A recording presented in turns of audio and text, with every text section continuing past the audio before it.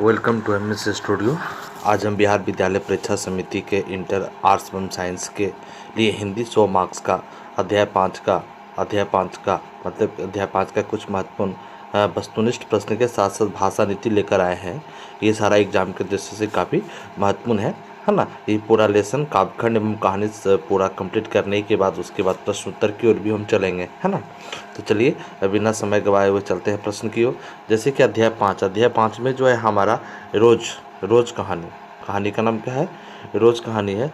और रोज कहानी के लेखक कौन है? लेखक सचिदानंद, हीरानंद, बादशाहजान अज्ञे, ये है ना, याद रखिएगा। आपसे पूछता है रोज, देखिए यहाँ पर क्वेश्चंस पे सबसे पहला क्वेश्चन ही दिया हुआ है कि रोज नामक कहानी के लेखक कौन है? रोज नामक कहानी के लेखक कौन है? नंबर को बालकृष्ण भट्ट, नंबर को अज्ञे जी, नंबर को मलियज, नंबर को उदय प्रकाश, है ना। तो याद रखिएगा रोज नामक कहानी के लेखक कौन? अज्ञे जी। देखो इनके शॉर्ट नाम अज्ञे जी है ना। तो आपसे पूछ सकता है कि अज्ञे जी का पूरा नाम क्या था? तो याद रखिएगा सचिदानंद, हीरानंद, बादशाहजान अज्ञे जी, ठीक है। चलते हैं 2 नंबर प्रश्न की ओर। 2 नंबर प्रश्न, नदी के दीप नामक कहानी कब लिखी गई? नदी के दीप नामक कहानी कब लिखी गई? नंबर को 1944 ईस्वी, नंबर खो 1952 ईस्वी, नंबर गो 1961 ईस्वी, नंबर घो 1966 ईस्वी। तो नदी का दीप नामक कहानी जो लिखी गई 1962 ईस्वी में लिखी गई। ऑप्शन खो सही हो जाएगा, है ना, याद रखिएगा। अब आते हैं 3 नंबर, रोज नामक कहानी के प्रमुख पात्र कौन है? रोज नामक कहानी के प्रमुख पात्र कौन है? नंबर को कुंती है, नंबर को आवंती है, नंबर को मालती है, नंबर को बसंती है ना। तो याद रखिएगा रोज नामक कहानी के जो प्रमुख पात्र है वो कौन है? मालती। ऑप्शन को सही हो जाएगा। चलते हैं 4 नंबर प्रश्न की ओर चलते हैं। हमारा जो 4 नंबर प्रश्न है, अज्ञे जी का जन्म कब हुआ? अज्ञे जी का जन्म कब हुआ? तो 7 मार्च 1911 ईस्वी, ऑप्शन खो 7 मार्च 1912 ईस्वी, ऑप्शन गो 7 मार्च 1913 ईस्वी, ऑप्शन गो 7 मार्च 1915 ईस्वी, है ना। तो याद रखिएगा अज्ञे जी का जन्म जो हुआ था 7 मार्च 1911 ईस्वी को हुआ था। ऑप्शन को सही हो जाएगा। 5 नंबर प्रश्न की ओर चलते हैं, अज्ञे जी का जन्म कहाँ हुआ? अज्ञे जी का जन्म कहाँ हुआ? नंबर को उत्तर प्रदेश, नंबर खो बिहार, नंबर गो झारखंड, नंबर घो इनमें से कोई नहीं। तो इसको ढूंढ के बताइए कि अज्ञे जी का जन्म कब हुआ, कहाँ हुआ? तो अज्ञे जी का जन्म उत्तर प्रदेश में हुआ। 6 नंबर प्रश्न, गेगरीन नामक कहानी कब लिखी गई? गेगरीन नामक कहानी कब लिखी गई? ऑप्शन को 1930 ईस्वी, ऑप्शन खो 1934 ईस्वी, ऑप्शन गो 1940 ईस्वी, ऑप्शन गो 1950 ईस्वी। तो चलिए ढूंढ के बनाए कि गेगरीन नामक कहानी कब लिखी गई। गेगरीन नामक कहानी जो है ना 1934 ईस्वी में लिखी गई, और यही गेगरीन नामक कहानी को बाद में जो ना रोज कहानी में परिवर्तित कर दिया, है ना, याद रखिएगा।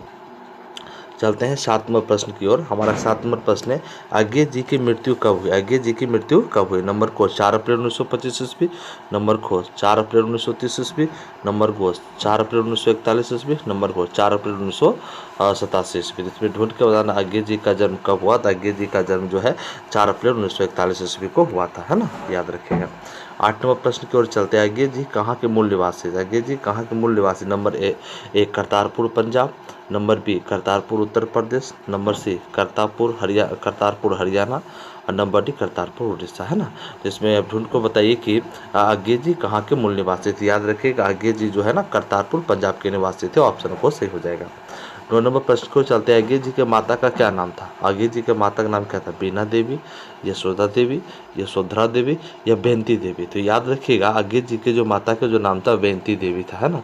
ऑप्शन डी सही हो जाएगा। चलते हैं 10 नंबर प्रश्न की ओर। हमारा 10 नंबर प्रश्न है, अज्ञे जी मैट्रिक की परीक्षा कब पास की? अज्ञे जी मैट्रिक की परीक्षा कब पास की?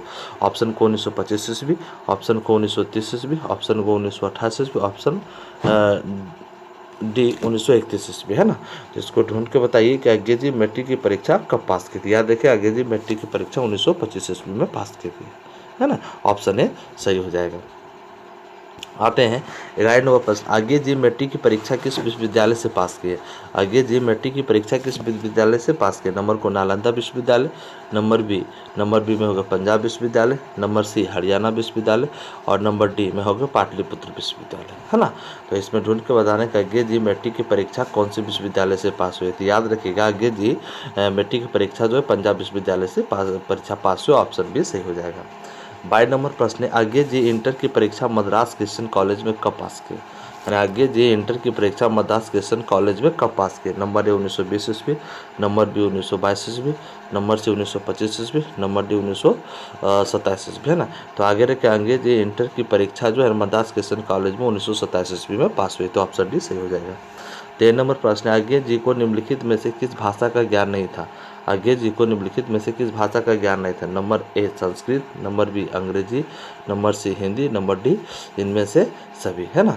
तो याद रखिए आगे जी को जो है ना ये सभी भाषा का ज्ञान था, संस्कृत भी जानते थे, अंग्रेजी भी जानते थे और हिंदी भी जानते थे, तीनों सही, यानी कि ऑप्शन डी सही हो जाएगा, है ना। याद रखिएगा। 14 नंबर प्रश्न, आगे जी की अभिरुचि किसमें सबसे अधिक थी? आगे जी की अभिरुचि किसमें सबसे अधिक थी? नंबर ए बागवानी, नंबर बी पर्यटन, नंबर सी अध्ययन, नंबर डी इनमें से सभी। तो इसका क्या हो जाएगा? इनमें से सभी, ऑप्शन डी हो जाएगा, है ना। चलते हैं 15 नंबर प्रश्न की ओर। 15 नंबर प्रश्न, आगे जी का व्यक्तित्व कैसा था?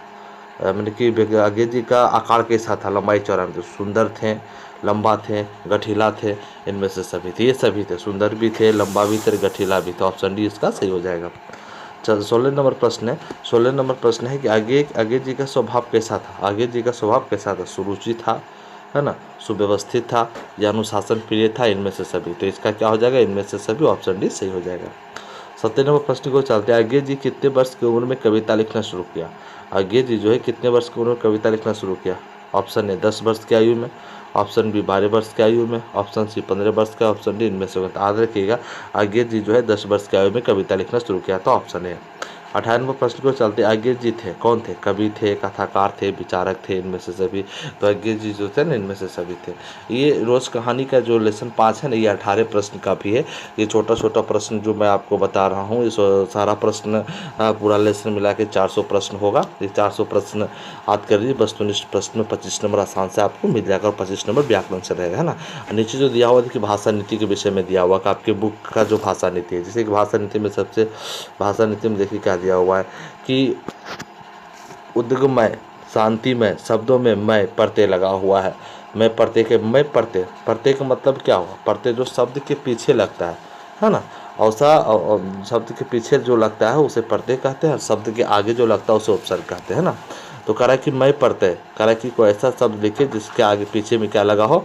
मैं लगा हो, है ना। 500 वर्ड को, जैसे कि हम लिख सकते हैं जलमय, है ना, अंधकारमय, कष्टमय, प्रभावमय, सीता संगीतमय, सुरमय, नादमय इत्यादि बहुत सारा शब्द को हम लिख सकते हैं। ये प्रत्यय में जो शब्द प्रत्यय उपसर्ग भी आपको पढ़ाएंगे, है ना। तो सबसे पहले आपको अगला वीडियो में आपको कारक अवेलेबल करवाएंगे, कारक के बाद उपसर्ग और प्रत्यय ही मैं आपका क्लियर करवा दूंगा, है ना।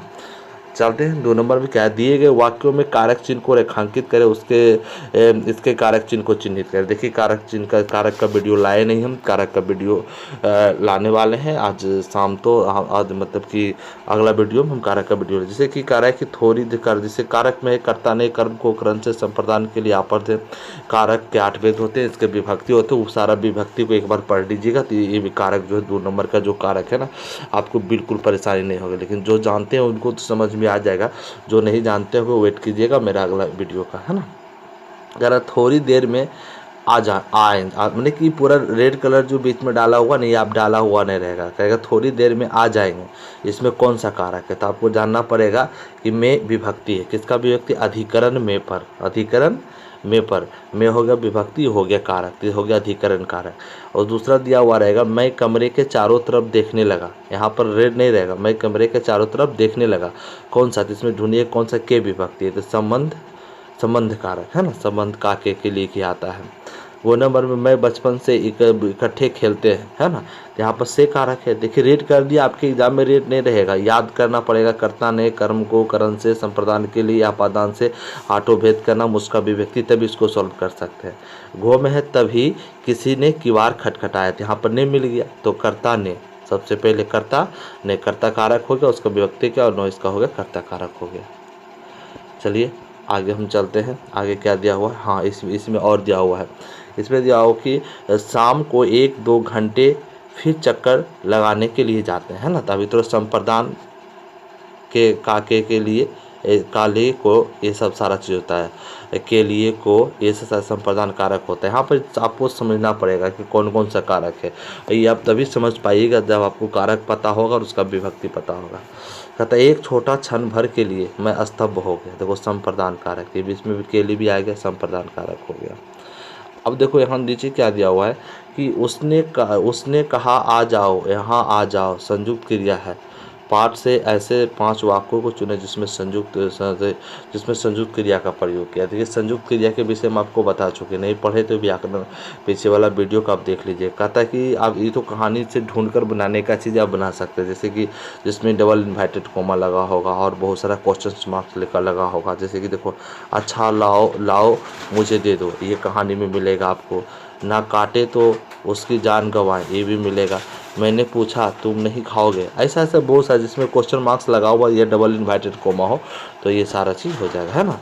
तो चलिए आज हम समाप्त कर दिए, है ना। तो आप लोग वीडियो को लाइक करें, शेयर करें, सब्सक्राइब करें और साथ में बेल घंटे को भी दबा दें, है ना, ताकि जब भी मैं कोई वीडियो अपलोड करूँ तो आपके पास पहुंच जाए। और जल्दी ही मैं आप लोगों के बीच लाइव क्लास में भी 1-2 दिन में 2-4 दिन में अवेलेबल हो जाएंगे। 4 दिन हो रहा है ना। जय हिंद।